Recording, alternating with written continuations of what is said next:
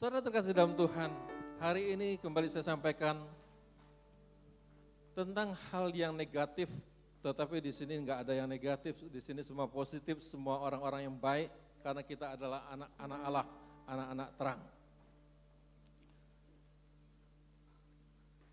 Hari ini saya sampaikan dosa karena lidah, yaitu tentang gosip.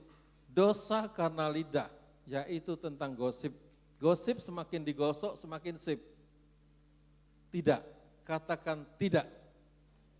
Saudara terkasih, gosip semakin digosok semakin bahaya. Menurut kamu KBBI, gosip adalah obrolan tentang orang lain. Bayangkan, cerita kita sendiri aja belum selesai, ini ngobrol tentang orang lain.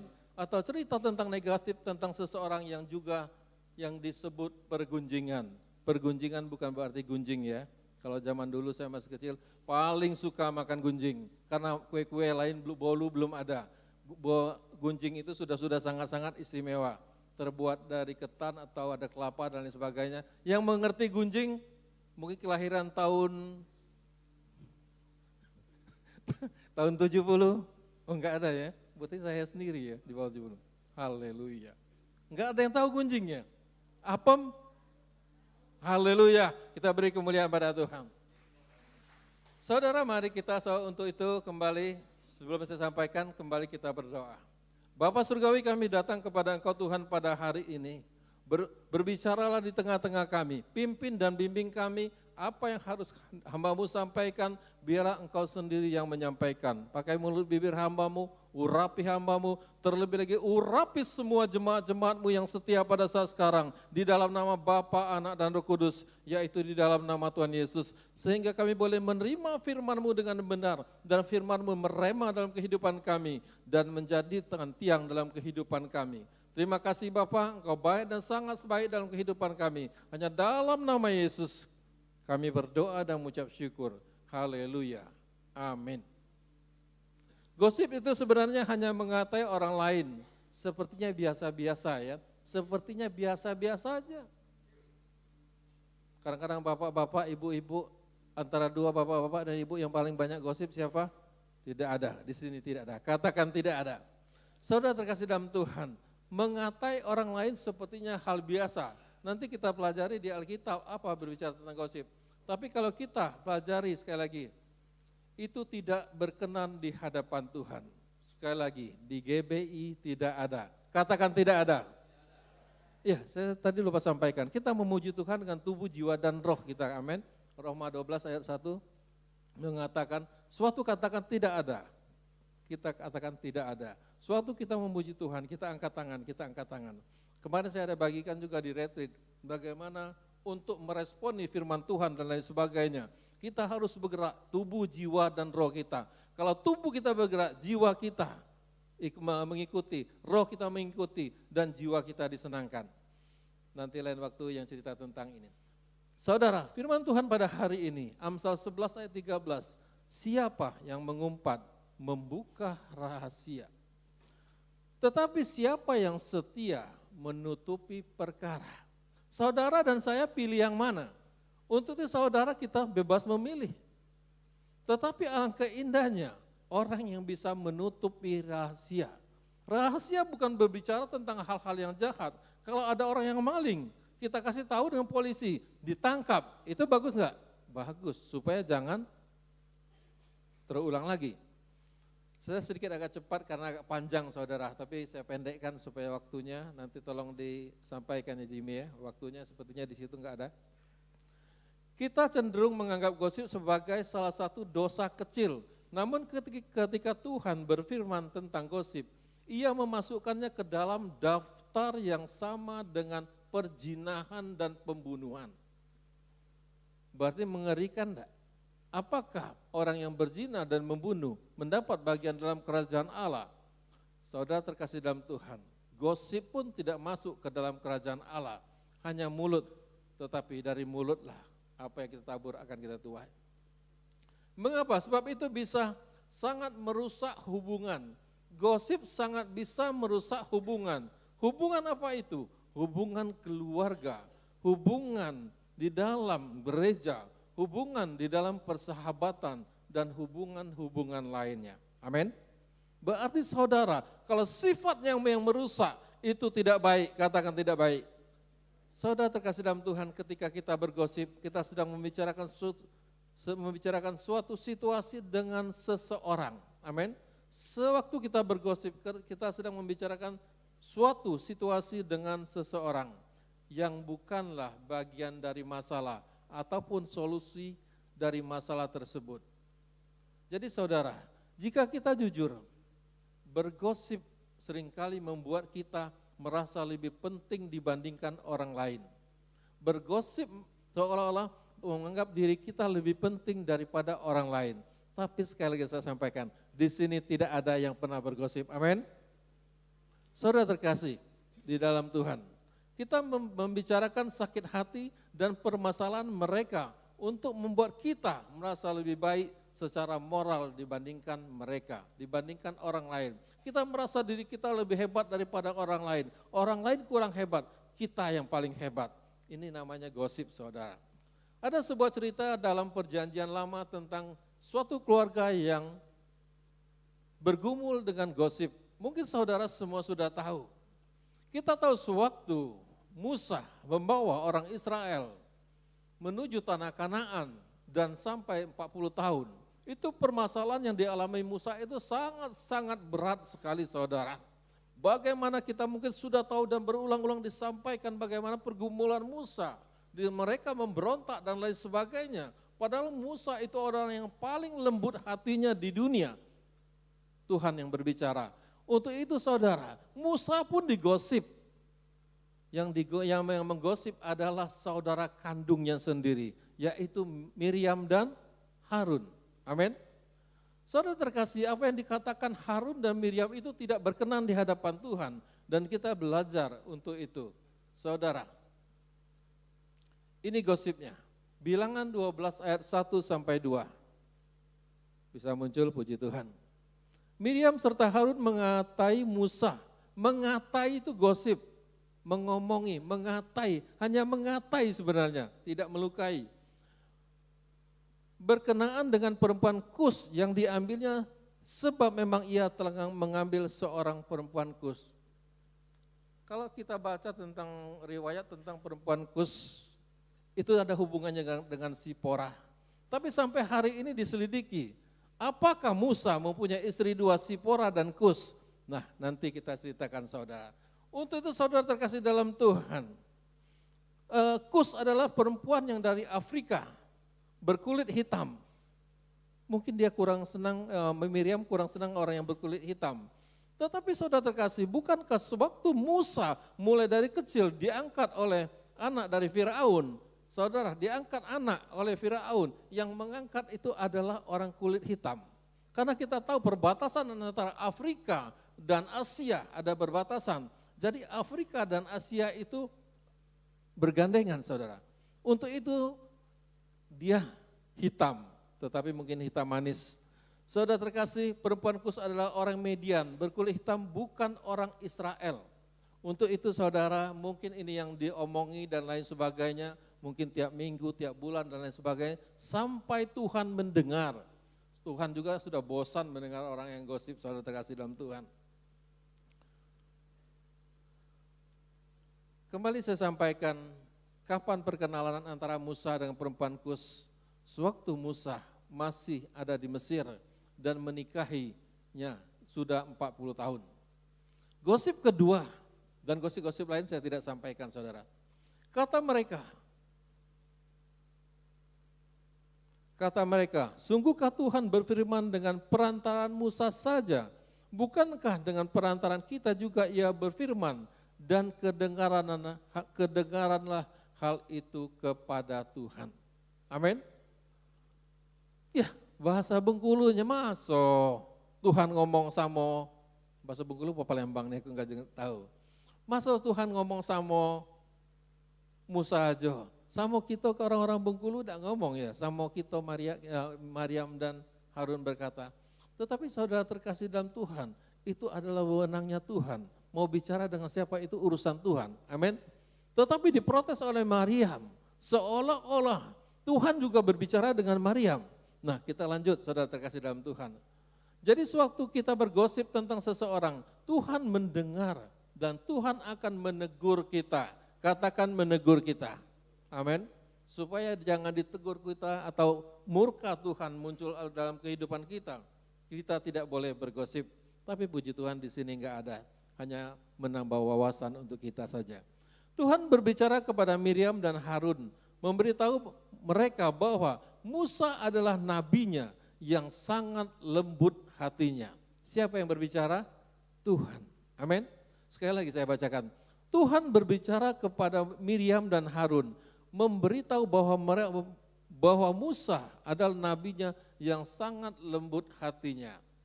Bahwa apapun yang mereka lakukan adalah salah, tentang mengatai, tentang menggosip Musa. Pada saat itu juga Tuhan memberikan Miriam penyakit kusta. Mungkin kalau saya jabarkan terlalu panjang.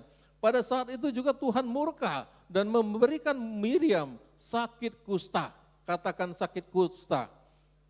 Oh, enggak berani kita ngomong ya, memang kita enggak berani ngomong.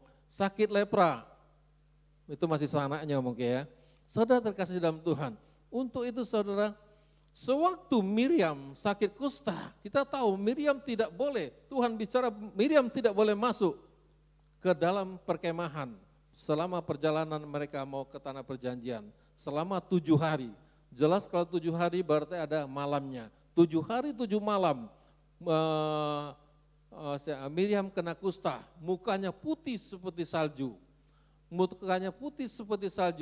dan saudara nanti kita baca selanjutnya apa yang terjadi.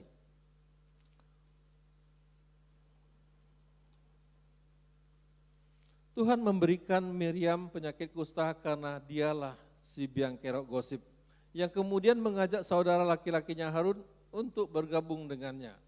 Di sini kita pelajari manusia tidak boleh bergosip, karena bergosip itu menghakimi, amin.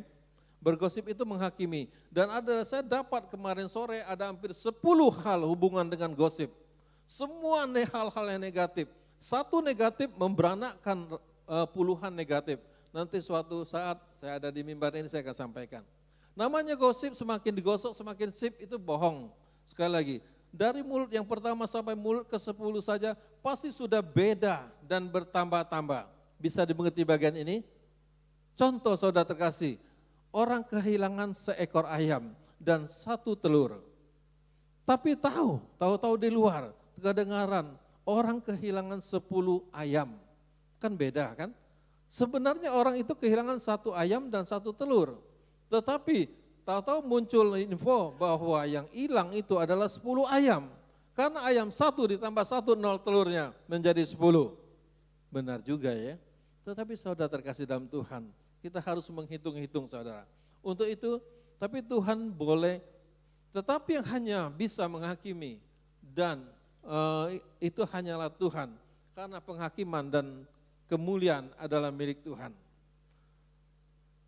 Tahukah Anda apa yang terjadi selanjutnya? Harun mengakui dosa mereka terhadap Musa. Puji Tuhan, Harun mempunyai kerendahan hati.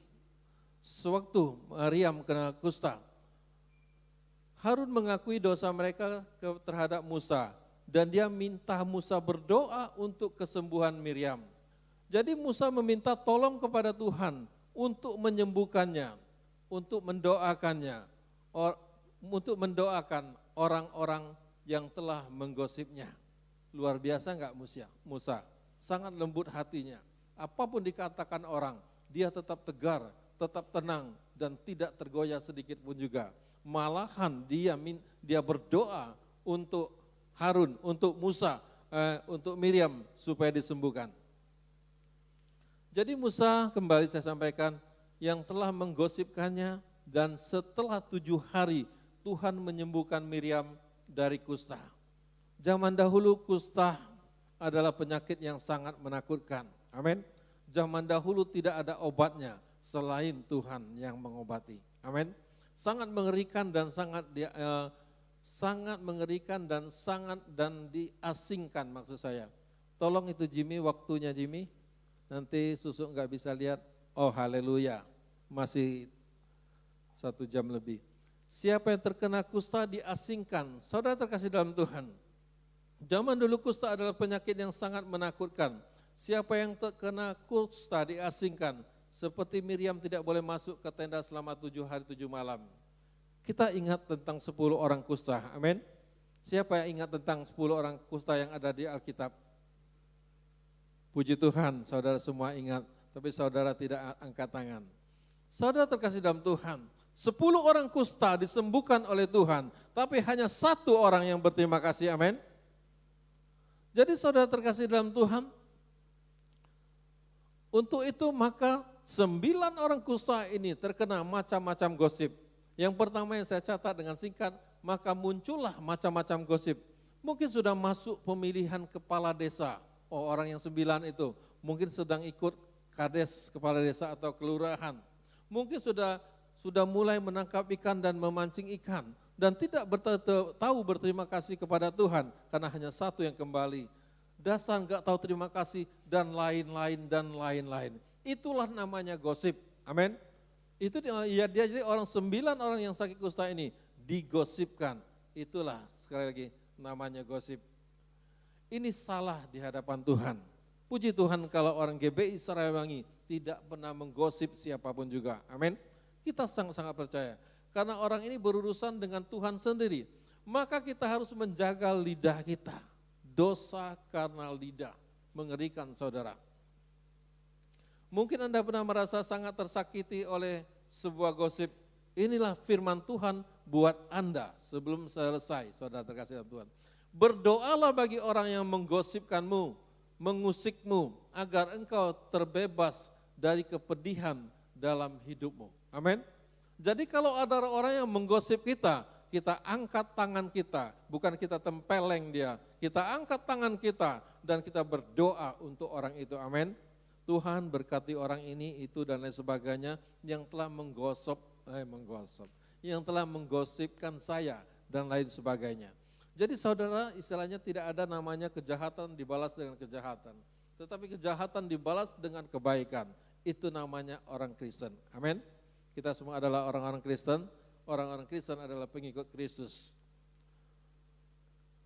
Kembali saudara, sekali lagi saya sampaikan, inilah firman Tuhan buat Anda. Berdoalah bagi orang yang menggosipkanmu, mengusikmu, agar engkau terbebas dari kepedihan dalam hidupmu. Berarti orang yang digosip ini pedih juga ya. Sebenarnya sakit juga. Tetapi dalam kesakitan dan kepedihan, Tuhan suruh berdoa untuk mereka. Seperti apa yang disampaikan Tuhan kepada Musa. Jadi betapa seriusnya tentang hal ini. Saudara, sesudah berdoa kita semua akan merasakan legowo. Kita akan merasakan suatu kelegaan yang luar biasa. Kisah Miriam, Harun dan Musa dalam perjanjian lama ini mengingatkan kita betapa seriusnya gosip itu. Kembali saya sampaikan, untuk itu menjadi pelajaran bagi kita semua saudara. Apa yang dilakukan Miriam? Mengusik Musa saudaranya sendiri. Mazmur 105 ayat 5 mengatakan, janganlah mengusik orang-orang yang kuurapi dan jangan berbuat jahat kepada nabi-nabiku.